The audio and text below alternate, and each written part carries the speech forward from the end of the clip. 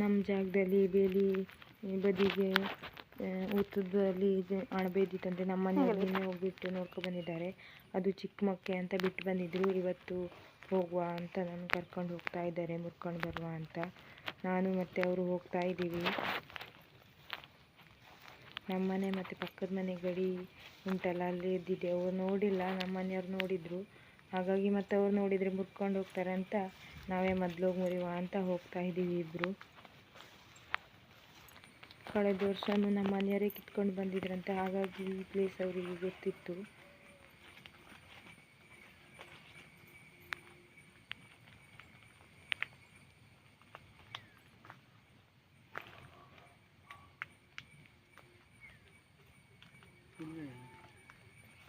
ಇನ್ನೂ ದೊಡ್ಡಾಗಬೇಕಿತ್ತು ಮೊಕ್ಕೆ, ಮತ್ತು ಬಿಟ್ಟರೆ ಸಿಗೋದಿಲ್ಲ ಅಂತ ಅದನ್ನೇ ಮುರ್ಕೊಂಡು ಬಂದ್ವಿ. ಅದು ನೆಲದಲ್ಲ, ಅದರಿಂದ ಸ್ವಲ್ಪ ಗಟ್ಟಿ ಜಾಗದಲ್ಲೆಲ್ಲ ಕೀಳ್ಲಿಕ್ಕೆ ಬರೋದಿಲ್ಲ, ಅರ್ಧ ಕಟ್ಟಾಗಿ ಬಿಡುತ್ತೆ. ಮೆತ್ತಗಿನ ಮಣ್ಣಿದ್ರೆ ಅಲ್ಲಿ ಬೇಗ ಹಾಗೆ ಅಣಬ ಕಟ್ಟಾಗೋದಿಲ್ಲ, ಪೂರ್ತಿ ಬರ್ತದೆ. ಈ ರೀತಿ ಮಣ್ಣು ನೆಲ ಗಟ್ಟಿ ಇದ್ದರೆ ಅಣಬ ಕೀಳಲಿಕ್ಕೆ ಕಷ್ಟ ಆಗ್ತದೆ, ಸ್ವಲ್ಪ ಕಟ್ಟಾಗಿಬಿಡ್ತದೆ, ಅರ್ಧನೇ ಬರ್ತದೆ. ನನಗೆ ಅಣಬ ಮುರಿಯೋದು ಅಂದರೆ ತುಂಬ ಇಷ್ಟ. ಅದು ಮುರಿಯುವಾಗ ಟಕ್ ಅಂತ ಶಬ್ದ ಬರ್ತದೆಯಲ್ಲ, ಅದು ನನಗೆ ಇಷ್ಟ ಆಗ್ತದೆ ಕೇಳಲಿಕ್ಕೆ. ನಿಮಗೂ ಹಾಗಾಗ್ತದೆ ಅಂತ ಕಮೆಂಟ್ ಮಾಡಿ ನನಗೆ, ಆಯಿತಾ? ನಮ್ಮ ಮನೆಯವರು ಇದ್ದರು ಅಂತ ನಾನು ಅವ್ರ ಜೊತೆ ಮುರಿತಾ ಇದ್ದೆ.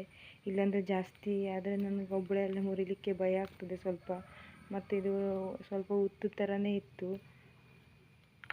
ನಾನು ಸ್ವಲ್ಪ ಅಷ್ಟೇ ಮುರಿದೆ, ಮತ್ತು ಪೂರ್ತಿ ನಮ್ಮ ಮನೆಯವರೇ ಮುರಿದಿದ್ದು ಎಲ್ಲನೂ. ಇನ್ನೂ ದೊಡ್ಡ ದೊಡ್ಡ ಮೊಕ್ಕೆ ಆಗಬೇಕಿತ್ತು. ಇದು ಚಿಕ್ಕ ಚಿಕ್ಕದು, ಮತ್ತೆ ಬಿಟ್ಟರೆ ಅದು ಸಿಗೋದಿಲ್ಲ ಅಂತ ಪಾಲಿಗೆ ಬಂದದ್ದು ಪಂಚಾಮೃತ ಅಂತ ನಾವು ಕಿತ್ಕೊಳ್ತಾ ಇದ್ವಿ. ಇವಾಗ ಮಳೆಗಾಲದಲ್ಲಿ ಗಿಡಗಳೆಲ್ಲ ಚಿಗುರ್ಕೊಂಡಿರ್ತದಿಲ್ಲ, ಹಾಗಾಗಿ ಪಕ್ಕದ ಮನೆಯವರಿಗೆ ನಾವು ಕೀಳೋದು ಕಾಣಿಸೋದಿಲ್ಲ.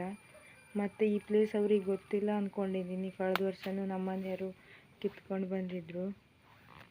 ಇದು ಜಾಸ್ತಿ ನಮ್ಮ ಕಡೆನೇ ಜಾಸ್ತಿ ಆಗಿದೆ, ಆಚೆಗೆ ಅಷ್ಟೊಂದು ಆಗಿಲ್ಲ. ಮತ್ತು ಅಂದರೆ ಇವತ್ತು ಅಷ್ಟೊಂದು ಮಳೆ ಇಲ್ಲ. ಮಳೆ ಇದ್ದರೆ ಬೇಗ ದೊಡ್ಡಾಗಿಬಿಡ್ತಿತ್ತು.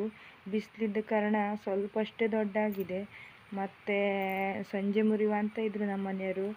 ಅಷ್ಟೊತ್ತಿಗೆ ಮತ್ತು ಯಾರು ಕಿತ್ಕೊಂಡು ಹೋಗೋರು ಅಂತ ಇವಾಗಲೇ ಮುರಿಯುವ ಅಂತ ಕರ್ಕೊಂಡು ಬಂದೆ ಅವ್ರು. ನಾನು ನಿನ್ನೆ ಹಾಗೆ ಆಗಿತ್ತು, 2 ಪ್ಲೇಸಲ್ಲಿ ನೋಡಿಬಿಟ್ಟು ಬಂದಿದ್ದೆ, ಅದು ಇರಲಿಲ್ಲ. ಹಾಗಾಗಿ ನಂಗೆ ಇಲ್ಲೂ ಮತ್ತು ಬಿಟ್ಟು ಹೋದರೆ ಸಿಗೋದಿಲ್ಲ ಅಂತ ನಾನು ಅವ್ರ ಹತ್ರ ಬೇಡ, ಸಣ್ಣದಾದರೆ ಆಗಲಿ ಇವಾಗಲೇ ಕಿತ್ಕೊಂಡು ಹೋಗುವ ಅಂತ ಹೇಳಿದೆ ಅವ್ರ ಹತ್ರ. ಇನ್ನು ಮತ್ತೆ ನಾಗರ ಪಂಚಮಿ ಬರ್ತಾ ಉಂಟು. ಹಾಗಾಗಿ ನಾಗರ ಪಂಚಮಿ ಆದರೆ ಮತ್ತೆ ಇದ್ದರೆ ನಾವು ತಿನ್ನೋದಿಲ್ಲ. ಮತ್ತು ಇವಾಗಲೇ ಸಿಕ್ಕಿದಷ್ಟು ಬಂತು. ಮತ್ತು ನಾಗರ ಪಂಚಮಿ ಆದಮೇಲೆ ಯಾಕೋ ಗೊತ್ತಿಲ್ಲ, ಆವಾಗ ತಿನ್ನಬಾರ್ದು ಅಂತ ಹೇಳ್ತಾರೆ. ನಿಮ್ಗೆ ಯಾರಿಗಾದರೂ ಗೊತ್ತಿದ್ದರೆ ಹೇಳಿ, ಆಯಿತಾ? ಕಮೆಂಟ್ ಮಾಡಿ, ಆಯಿತಾ? ನಾಗರ ಪಂಚಮಿ ಆದಮೇಲೆ ಯಾಕೆ ತಿನ್ನಬಾರ್ದು ಅಂತ.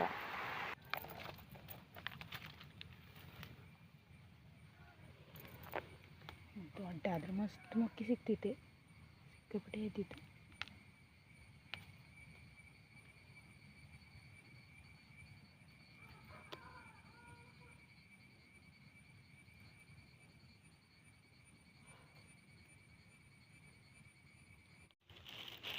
ನೋಡಿ, ಇಷ್ಟೊಂದು ಮೊಕ್ಕೆ ಸಿಕ್ಕಿದೆ.